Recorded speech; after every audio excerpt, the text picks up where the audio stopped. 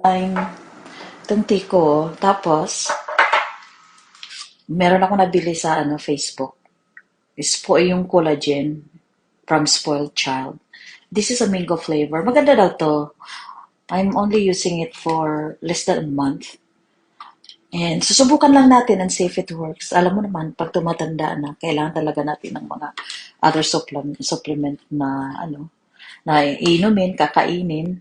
So ang sabi dito is it support skin, hair, nails, joints, and gut health. And sa gut health, I can attest. Talagang every day, talagang nagbabawas ako. So, we'll see.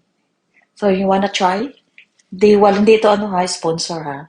Inano ko lang to, spoiled child. Alright? Enjoy! Bye!